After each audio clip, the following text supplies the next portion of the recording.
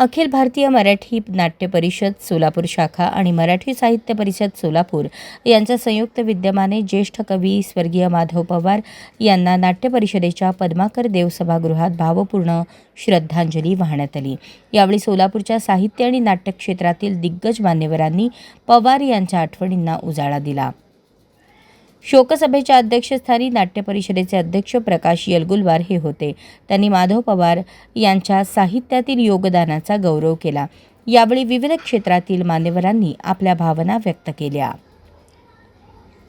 संगीतकार प्रशांत देशपांडे, कवी मारुती कटकधोंड आणि आशुतोष नाटकर यांनी माधव पवार यांच्या कवितांमधील गेयता आणि त्यांच्याशी असलेल्या वैयक्तिक स्नेहाचे किस्से सांगितले। मोहोळ येथील कवयित्री डॉ. स्मिता पाटील यांनी त्यांच्या कवितेतील स्त्री संवेदना आणि ग्रामीण जीवनाचे दर्शन कसे घडायचे यावर मनोगत व्यक्त केले। कार्यक्रमाचे प्रास्ताविक आणि संचालन नाट्य परिषदेचे प्रमुख कार्यवाह ज्योतिबा काटे यांनी केले। शरदकुमार एकबोटे, व्यंकटेश रंगम, विद्या काळे, अपर्णा जोशी, शांता येळमकर यांच्यासह नाट्य व साहित्य परिषदेतील पदाधिकारी, सदस्य, सोलापुरातील रसिक मोठ्या संख्येने उपस्थित होते।